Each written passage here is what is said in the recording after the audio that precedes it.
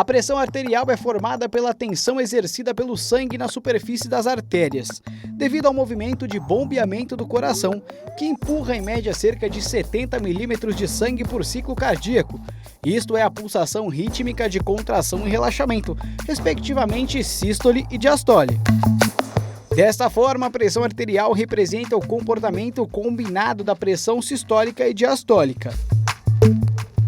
De acordo com as diretrizes da Sociedade Brasileira de Hipertensão, pode ser considerada hipertensão a elevação persistente da pressão arterial sistólica maior ou igual a 140 milímetros de hectograma, ou diastólica maior ou igual a 90 milímetros de hectograma. Quer saber mais sobre os riscos da pressão arterial? Acompanhe agora no Bendita Hora. E quem tá aqui comigo? Ora, é ele! Mundialmente conhecido. Dr. Daniel Bratan, seja bem-vindo. Obrigado, padre. É um Dr. prazer. Daniel já é colaborador nosso aqui, ó, é nosso consultor aqui da Rede Vida para tudo aquilo que a gente precisa aprofundar. Obrigado. Imagina, Obrigado. prazer é meu estar aqui. E a disponibilidade, a solicitude do Dr. Daniel é que encanta todos nós aqui. O Dr. Daniel é uma referência na endocrinologia aqui no Brasil, especialista em medicina esportiva, reposição hormonal, emagrecimento com saúde, né, hipertrofia. Muito obrigado mesmo. Imagina. Olha, demais mesmo. Vamos lá, doutor, esse negócio de pressão. Volta e meia a pessoa fala, eu tenho pressão alta, tenho pressão baixa. Aí você pergunta, quanto que é? 12 por eu tenho 13. O que a gente considera uma pressão normal?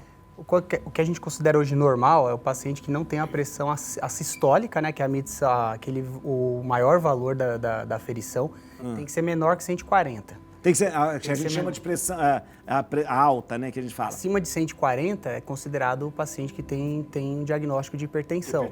Ou aquela pressão, a medição mais baixa, que é a diastólica, maior que 90 milímetros de mercúrio. Maior que 90. Maior que 90. A gente geralmente, o médico fala 140 por 90. A gente fala 14. A gente come um númerozinho, né? Como dizer, a gente fala 14. Então, ó, 14, acima de 14 já é considerado um paciente acima hipertenso. de 9 na baixa já é considerado também. Mas tem que ser aferições espontâneas. O que é isso? O paciente fala assim, eu vou no médico, já fica tenso. Minha pressão já vai aumentar. muda. Aí a pressão muda.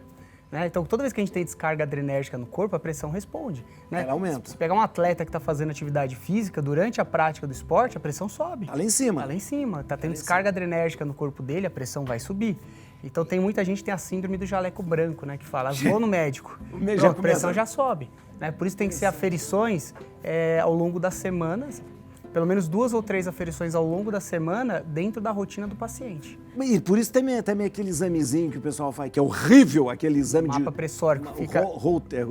Tem o Holter, que vai aferir a frequência do coração e o ritmo que o coração bate. E tem um parecido com esse, que é o mapa pressórico, que fica com o aparelhinho de pressão, que vai inflando e vai insuflando. Aqui não é o Holter não, né? Aqui é outra coisa. E esse aí fica aí rodando 24 horas. 24 horas. Fica 24 horas. Horas. Para saber se realmente a pessoa dá. Aí ela tem que falar, escrever o que estava fazendo. O que estava fazendo para aquela pressão. Mas tem gente que só de estar com o aparelho já fica tenso, então assim, a pressão vai ficar mais alta. Então assim, o melhor jeito é pegar o paciente ao longo da semana, né, dentro da rotina dele, e aí medindo e dentro assim da rotina, né? Pega o vovozinho lá, a vovó tá lá vendo televisão, vem cá, vô, deixa eu medir. Medir uma vez, anota, dali 2, 3 dias em outro horário, em outra rotina, mede de novo, pra gente poder saber realmente. Porque essa coisa, a pessoa pode ter um pico de pressão emocionalmente. Pode. Temperatura, eu não sei se... A temperatura pode influir muitas vezes para baixo, de fazer queda de pressão. Tá. Então, assim, o paciente passou um nervoso, ficou estressado, pegou um trânsito... Isso não significa que ele tenha pressão. Não significa que ele é hipertenso, exatamente. Tenha tido um pico de pressão. Só um pico pressórico. Quando você fala hipertenso, hipertensão é considerada uma doença? É considerada uma doença. Hoje em dia, uma das doenças junto assim, com outras, como diabetes, por exemplo, que tem cada vez mais os números dos pacientes vem aumentando. Então, a incidência vem aumentando cada vez mais. Eu sou hipertenso é porque ele é doente, tem a pressão dessa... Tem a pressão elevada e por quê? Porque ele tem uma doença arterial. Ele tem um problema de relaxamento da parede das artérias. Entendi. Entendeu? E isso faz a pressão subir. Exatamente, porque a ideia é a gente pensar que o coração é como se fosse uma bomba. Como se fosse uma bomba de água e as artérias são iguais aos canos. À medida que a bomba de água ela faz a contração, né? ela manda um impulso de água, se for uma mangueira, a mangueira distende e relaxa. Isso Como se fosse a veia. Isso é como se beleza. fosse uma artéria, isso é o fisiológico. Agora imagine, em vez de a gente colocar a mangueira, colocar um cano que é duro. De ferro ali. De ferro. Aí não vai distender. Então Aí a pressão aumenta. A pressão vai aumentar. É exatamente isso verdade, que acontece. é interessante. E muitas vezes o cano não aguenta. E o cano pode romper. Nossa, essa analogia é interessante. Doutor, esse negócio, eu vou perguntar, esse aparelhinho que tem, não dá para confiar muito não, né? Não, esses aparelhinhos portáteis, assim, é bem complicado. O melhor jeito de aferir a pressão é o esfigmomanômetro, que é colocado na região aqui próxima aqui da axila, né? Pelo menos 2 dedos acima aqui da dobrinha do cotovelo. E precisa daquele outro aparelhinho, o estetoscópio, para poder ouvir o período da pulsação. E qualquer um pode ter isso em casa, eu acho que isso é uma coisa que todo mundo pode ter. É fácil de você aprender a aferir. O doutor vai ensinar a medir a pressão, a aferir a pressão. Aferir a pressão. Pessoal? Ensino, com o maior prazer. Aqui, ó, veja essa animação aqui que demonstra pra gente como que a pressão arterial. A pressão arterial a gente não deve brincar. O coração bombeia sangue para todo o organismo. Quando o sangue passa pelas artérias, ele faz força contra as paredes dos vasos. Essa força é o que nós chamamos de pressão arterial. Quando a pessoa é hipertensa, essa pressão é tão grande que agride as paredes das artérias. Como resultado, elas vão ficando cada vez mais rígidas e estreitas. O dano nos vasos facilita o acúmulo de gordura e a formação de coágulos que podem entupir artérias do coração, por exemplo, e provocar um infarto. O coágulo também pode se desprender e se instalar em um vaso do cérebro, onde irá causar um AVC, um acidente vascular cerebral. O aumento da pressão também causa lesões nas artérias dos rins, que vão perdendo progressivamente sua capacidade de filtrar o sangue. Com o tempo, pode-se instalar a insuficiência renal. Não subestime a hipertensão. Adote um estilo de vida equilibrado e tome os medicamentos prescritos com disciplina. Que beleza. O doutor Daniel está tomando um café que eu ofereci, ele aceitou. Tem gente que não aceita. Mas ele está tomando sem açúcar. Sempre sem açúcar. Eu fico com muita raiva de quem toma café sem açúcar. Você sabe, doutor Daniel? Que parece que você está jogando na minha cara, tá vendo? Eu tomo sem açúcar. Doutor, é o seguinte, a gente estava falando de... Quando se descontrola a pressão, e a pessoa... Quais os problemas mais comuns que pode vir? A questão do coração, mas ele pode trazer outras coisas, né? Os problemas mais graves podem vir desde uma insuficiência renal, desde a dissecção de aorta, formação de aneurismas. Tudo isso são problemas decorrentes do aumento da pressão arterial. A aorta é aquele aneurisma que a aorta vai ficando mais... O que acontece? O paciente tem pressão alta, ele tem o sangue passa apertando mais as artérias, empurrando mais. E aí, por algum motivo, muitas vezes o paciente, a artéria dele vai delaminando. O sangue, em vez de passar no meio do cano, ele cria um caminhozinho entre a parte interna da artéria e a parede dela. É como se, em vez da água andar no meio do cano, ela anda... Uma bolinha, né? Uma bolha. Nasce uma bolinha do lado e vai dissecando essa artéria, vai abrindo essa artéria. E aí, o que acontece? Aquela artéria que era para ter um formato linear, ela acaba ficando abaulada. Pode romper isso? Isso pode romper. Dependendo do tamanho do aneurisma, pode se romper. Nossa, mãe. E a dissecção da aorta é parecido, porque por conta do aumento da pressão, né, então a aorta acaba perdendo o formato natural dela. E a aorta vai dissecando, vai delaminando. Doutor, dá para medir pressão sem um aparelho, não? Não, sem um aparelhinho não tem como. Dá. Precisa ter pelo menos o esfigmomanômetro. Isso. E aí tem pessoas que têm já uma habilidade maior, que consegue só pela variação do ponteiro, consegue saber exatamente... Ensina pra gente a medir pressão. Tá sem o esfigmomanômetro aqui, mas o esfigmomanômetro é aquele que todo mundo já viu. Eu ponho aqui e você vai bombeando. Aí você deixa o paciente sentado pelo menos uns 15 minutos em repouso, né? Tem que estar sentado 90 graus, né? Sei. As pernas apoiadas no chão, o braço apoiado em alguma superfície. Na mesa. 15 minutos em repouso. Aí você coloca o esfigmomanômetro no braço, né? 2 dedinhos acima da dobrinha do cotovelo aqui. O estetoscópio, que é onde a gente vai ouvir as variações, a gente vai colocar dentro do esfigmo, tá? Vai pressionar levemente e aí a gente vai fechar. A válvula ali. Você fecha a válvulazinha e vai apertando a bombinha. Até onde? Até os 220. 220. Chegou nos 220, a gente libera a válvulazinha bem devagar e deixa o ponteiro voltar aos poucos. Com o estetoscópio, a gente vai ouvir um primeiro barulho, um primeiro pulso. Puc. A hora que ele fizer esse primeiro pulso, a gente olha no reloginho aonde que vai marcar. Ali é a sua pressão sistólica. Alta. Alta, a mais alta. Isso. Continua deixando a válvula aberta, o ponteiro Aí vem batendo. Tic. Aí ele vem batendo, continua fazendo barulhinho. Aí você começa a ouvir o coração, tuc, tuc, tuc. Quando esse barulhinho do coração, tuc, tuczinho, parar, é a pressão diastólica. Tá vendo, gente? Olha aí que beleza. Isso não é difícil de... Não é difícil. Nada acho difícil. interessante todo mundo ter em casa, porque o pessoal tem coisinha de primeiro socorro, tem um aparelho de medir pressão. Acho que tem que ter um aparelho ali para medir pressão. Um aparelho super simples. É simples. Né? Ele é muito mais fidedigno do que aquele aparelho eletrônico. Então, o Apple Watch mede pressão? Mede? Mas não deve ser uma porcaria, não deve medir, não. O meu, esse aqui custou R$160, esse meu coisa, custou R$160. E ele falou que mede pressão. Ele tem um negócio que é o... Como que chama? O batimento cardíaco. Batimento cardíaco. Ele dá certinho, isso eu devia. E também ele deu... Como chama o negócio? A saturação. Dá certinho. E o Apple Watch dá até a frequência do coração. Dá até a frequência do coração. Até a frequência. Mas aí que tá, ele mostra... quando a gente vai ver o ritmo cardíaco, a gente tem 12 derivações no eletrocardiograma. Que são todos aqueles eletrodos que você coloca no paciente. Sei. Quando a gente vê no reloginho lá, no Smart, você vê uma só. É como se fosse um eletrodo só. Como se fosse um eletrodo só. Então, muitas vezes, aquilo ali é uma falsa imagem do que pode estar acontecendo. Por isso que... E não é fidedigno. Isso aí ajuda... Ajuda a pessoa a fazer exercício, aquela coisa Ajuda a fazer exercício. Se tiver um descontrole maior da frequência cardíaca, dá para avaliar por ali, mas não dá para dar um diagnóstico certeiro. Porque cada eletrodo é uma... Cada eletrodo vai mostrar uma partezinha do coração, vai mostrar um olhinho que você vai estar tendo pro coração. Interessante. A gente tem uma pergunta pro Dr. Daniel. Você tem pergunta também, ou A pressão baixa nos traz risco à saúde? Então, e a pressão baixa? É interessante. Pode... Então, cada ser humano ele vai ter um tipo de pressão. Então, tem pessoas que já são habituadas a ter uma pressão 10/6, 9/4. Minha esposa que está em casa agora assistindo, a pressão dela é super baixa. É baixa? Basal dela, 10/6. Pelo amor, ela tem muito sono, dá muito sono. Não, ela vive normal. Agora, o que acontece?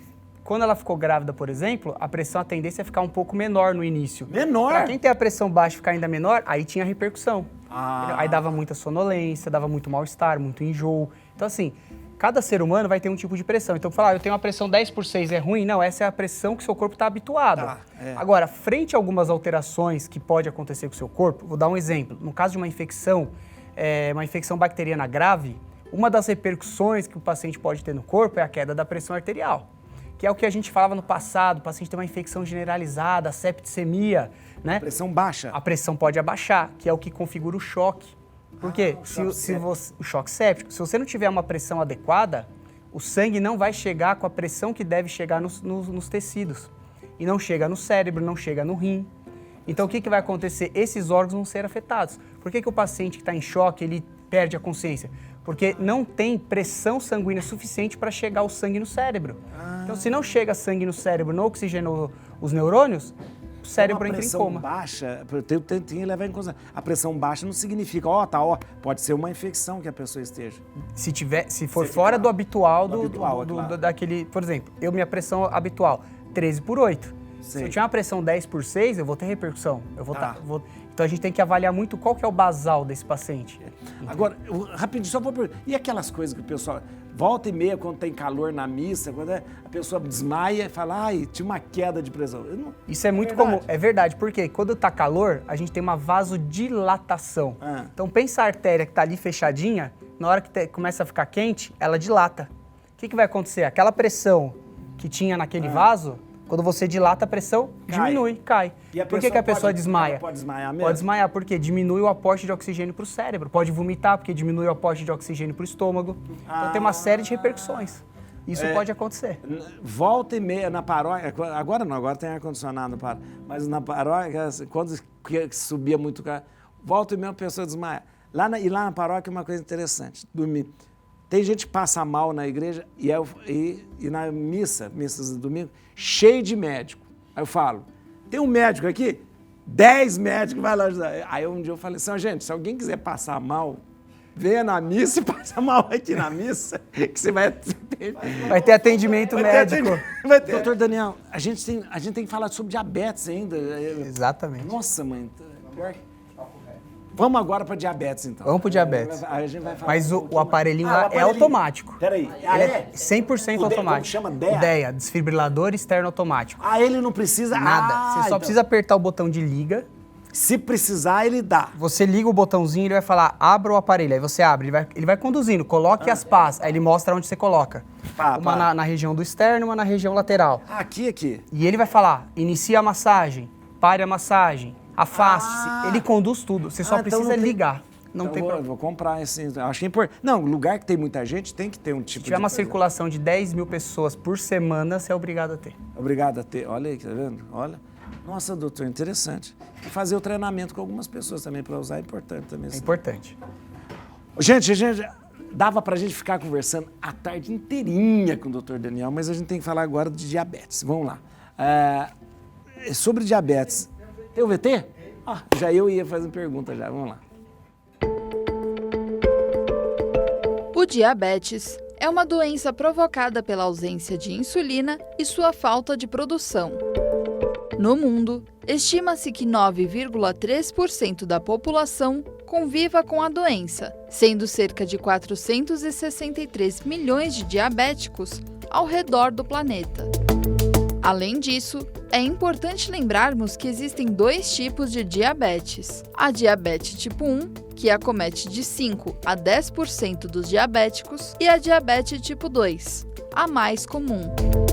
Mas além da restrição aos doces, quais os outros problemas que essa doença pode trazer ao nosso corpo? Como tratar esse problema? Fique atento e saiba mais sobre o assunto agora, no Bendita Hora. Pera, vamos lá. Diabetes tipo 1, tipo 2. Como que é? Tipo 2. Tipo 1 é o que é? Tipo 1 é o paciente que ele tem uma deficiência na produção de insulina.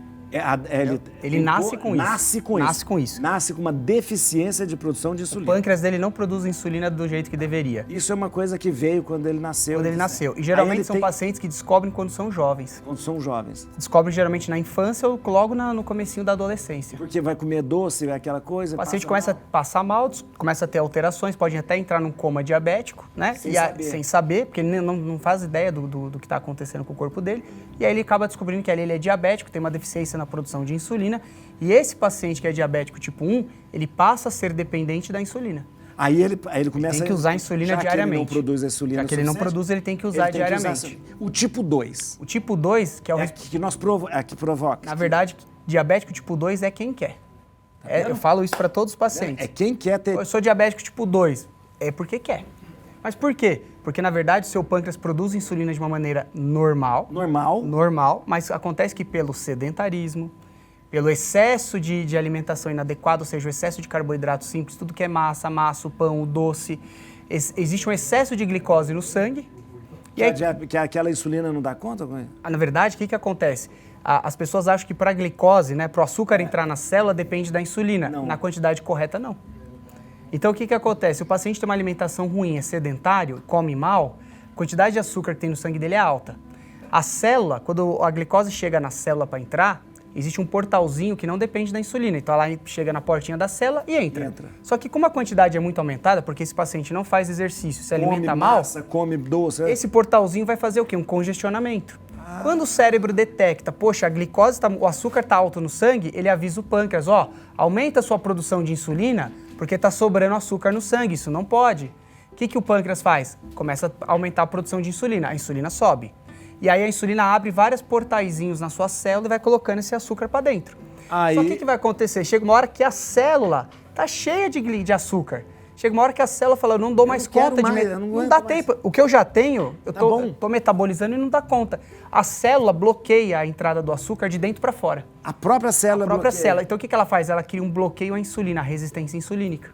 Aí é como se estivesse faltando insulina. Na verdade, o que o cérebro detecta? Ele está aumentando a insulina e o açúcar ainda está sobrando.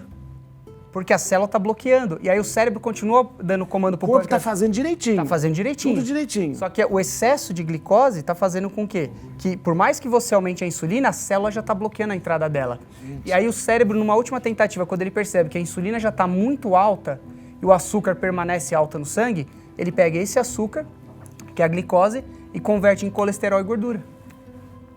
Entendeu? Então, poxa, eu tenho insulina muito alta, Porque eu como mal, o que acontece? Eu vou ter maior produção de colesterol e gordura.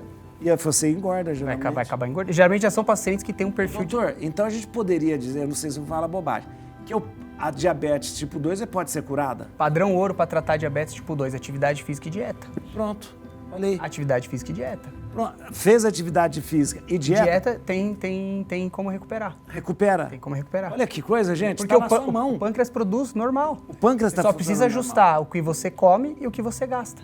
Muito bem. Agora, e aí é o que e essas canetinhas mágicas que nós temos hoje? E aí o que acontece? A Ozempic. Agora tem mais. É semaglutida. A semaglutida é o Ozempic. É o Ozempic, O que né? acontece? Por conta do 90% dos casos de diabetes tipo 2 no mundo, 90% dos casos de diabetes no mundo é diabetes tipo 2. Só que assim, para as pessoas mudarem o estilo de vida, tem que pagar um preço alto. Eu falo assim, para você mudar a tua vida, você tem que pagar um preço. Eu quero melhorar a saúde, tem um preço para pagar. E nem todo mundo está disposto a melhorar e pagar o preço que precisa, fazer atividade física, acordar cedo, se alimentar direito. Acaba tendo que depender de alguns medicamentos. E a medicação hoje mais eficiente para isso é a semaglutida, que é o Ozempic. Ozempic. Que ele ajuda no diabetes tipo 2 e recentemente estudos mostraram um grande tratamento na perda de peso. Olha que interessante. Você sabia que a diabetes infantil é mais frequente do que você imagina? Veja só. Você sabia que crianças também podem ter diabetes? Geralmente é a diabetes mellitus tipo 1, também conhecida como DM1. Crianças e adolescentes são a faixa etária mais afetada pela DM1, sendo assim uma das doenças crônicas mais comuns na infância. Aproximadamente 20 a cada 100 mil crianças e adolescentes podem desenvolver a doença. Normalmente, os sintomas são sede em excesso, queixar de visão embaçada, fraqueza ou falta de disposição para realizar as atividades diárias e entre outros. Por isso, fique atento aos sintomas e procure um médico. Olha aí, mas o doutor está falando aqui uma coisa que está aumentando em criança a diabetes tipo 2. Tipo 2. A diabetes tipo 1 é mais prevalente em criança porque é a fase que você descobre a doença. Sei. Mas hoje as crianças estão cada vez mais sedentárias. Então, né? Então, um adolescente, ele pode se desenvolver diabetes tipo 2? Pode. Isso eu, na prática médica, hoje eu vejo cada vez mais frequente pacientes jovens que já têm uma insulina alta, tem um parâmetro de hemoglobina glicada mais alta, já são pré-diabéticos. Nossa! A gente não precisa ir muito longe. Tem pacientes que eram pré-diabéticos, quase diabéticos, mudaram o estilo de vida e regrediu. Regrediu. Voltou. Existe aquele exame que fala curva glicêmica. O que é essa curva? A curva glicêmica, você faz o paciente ingerir uma grande quantidade de açúcar, né, um suco concentrado, e você vai medindo, né, a glicemia dele para avaliar como que ele se comporta frente à alteração, à ingesta alta de açúcar.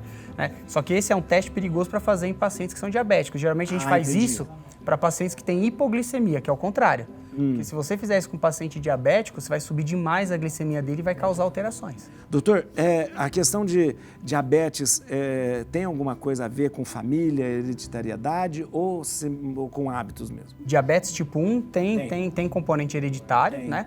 Mas o diabetes tipo 2 ele é 100% adquirido por maus hábitos ao longo da vida. Então, ele às vezes não pode ser genético, mas ele pode ser hereditário porque a família traz. A família tem maus hábitos, né? Maus hábitos. Família de sedentários, né? Famílias que não se alimentam de forma adequada. Né? Não é que a gente não pode comer, né, o carboidrato simples, mas tem que ter uma proporção adequada para o seu organismo. Né? O carboidrato simples que você fala é essa farinha mais branca. Farinha branca, né? A massa, o prato de macarrão, uma pizza, né? o açúcar. Que é um carboidrato. É um carboidrato. Né? O carboidrato ele não é vilão, né? Ele tem que existir na sua dieta também para você ter energia. Mas o carboidrato simples, ele tem que compor 25% só da tua dieta. O resto tem que ser... 75% tem que ser o carboidrato complexo. Complexo. Entendeu? Que são as farinhas, as fibras... Um grande exemplo é a batata doce. Batata doce? A batata doce é um carboidrato complexo. O que acontece? O carboidrato complexo, ele tem um baixo índice glicêmico, ou seja, quando você ingere ele, sua glicemia não sobe tanto. Entendeu? Ele não aumenta tanto o açúcar. O pessoal come bastante batata doce. E mais, a batata doce, quando ela chega no intestino, ela fermenta e produz hidroximetilbutirato, que é o famoso HMB, né, que é um aminoácido que ajuda a restaurar a fibra muscular. Então hoje tem um monte de gente que fala, eu tomo HMB. Poxa, se você se alimentar direito, come com batata doce, você já vai ter a quantidade adequada e natural. E batata doce é tão bom. Nossa, muito bom, né? Muito... Aqui, então já falou de alimento. Alimento vilão para diabetes, então seria os carboidratos. Carboidratos simples. Simples, né? E esses outros tipos de farinhas, como polvilho, milho, essa coisa, eu acho que não tem... Não tem. Não tem carboidrato. Não tem uma carga não tem um alto índice glicêmico. Não tem, por exemplo, polvilho... Polvilho não. A tapioca, essas coisas não tem. A tapioca não tem um alto índice glicêmico. Entre o pão e a tapioca, geralmente a tapioca teria um índice glicêmico menor. O milho também, coisas derivadas do milho também. Alguns grãos também. Alguns grãos também vão ter um índice glicêmico mais baixo. Você falou em pré-diabetes, o que pode ser considerado pré-diabetes? Até eu brinco assim com os pacientes, falo assim, na verdade, não existe um pré-diabético. Fala assim, que nem grávida ou não grávida, diabético ou não diabético. Mas acima de um determinado parâmetro no sangue, eu falo para os pacientes assim, ó, sua propensão de se tornar diabético é muito maior. É o que muitos médicos classificam como pré-diabetes. Ah, tá, uma propensão. É uma propensão. Quando a sua hemoglobina glicada, ela passa de um determinado nível. Passou de 5,7%, que é o que se considera 5,7%, significa o quê? Que sua propensão a se tornar diabético é maior. Tem que ligar um estado de alerta. Agora, só essa pergunta, como que eu sei se estou bem de diabetes ou do meu açúcar, se eu não uso aparelho, se eu não vejo, como que eu faço para saber? Para saber como que está meu... O único jeito da gente saber a sua glicemia é aquela glicemia capilarzinho que a gente faz. Furando a pontinha do dedo e colocando no glicosímetro, que é o aparelhinho que vai medir. Tá, isso. É o único jeito que a gente consegue saber como que está o açúcar. Mas tem alguns sintomas que o meu corpo possa dar? Se você tiver com uma hiperglicemia muito alta, ou seja, o paciente que é diabético e está hiperglicêmico, ele pode ter vômito, pode ter diarreia, pode ter sudorese intensa, queda de pressão, pode perder o nível de consciência. Aquela coisa de micção, urinar demais. Faz xixi em grandes quantidades. Também. Tem isso. E o diabético tipo 2, muitas vezes ele faz xixi até com quantidade de açúcar no xixi. Ah, é? Porque isso meu pai fala, tem que cuidar, você vê no vaso, lugar que você fez xixi. Junta formiga. Se juntar formiga, pode ter. Pode ter açúcar, pode estar tendo açúcar sendo liberado na urina. Isso não é mito, não. Isso não é mito, não. Isso pode acontecer. Pode acontecer. E hoje temos aqueles aparelhinhos que mede aqui também. Tem uns que ficam cutâneos para evitar de ficar furando. Ficar evitando. Exatamente. Olha aí, quanta coisa boa. O doutor Daniel vai vir sempre aqui falar com a gente. A gente vai terminar, mas eu quero que você possa entrar em contato. Você vai seguir o Dr. Daniel para ver cada coisa maravilhosa lá que ele faz. Olha ali, ó, no Instagram, @dr.danielbratam, @dr.danielbratam. Ou então, vai seguir no Instagram agora, maravilhoso, olha lá, ó, @Instituto Anália Franco. É onde o Dr. Daniel atende, Instituto Anália Franco, que fica aqui no bairro, aqui em São Paulo, nós temos um bairro chamado Anália Franco, viu? É @Instituto Anália Franco. Ou você pode entrar em contato por esse telefone, vou te dar agora, 0 operadora 11 9 17 52 35 30, tá bom? 9 17 52 35 30. Doutor, muito obrigado. O prazer foi meu. Olha, foi muito bom mesmo. A gente vai encerrar o programa de hoje com a música do Nando Reis e Ana Vilela. Né? Olha aqui, obrigado a vocês todos que ficaram com a gente. Amanhã eu encontro com você ao meio-dia e depois no Rosário da Vida, depois também às 3 horas aqui no Bendita Hora. Boa tarde, fica com Deus.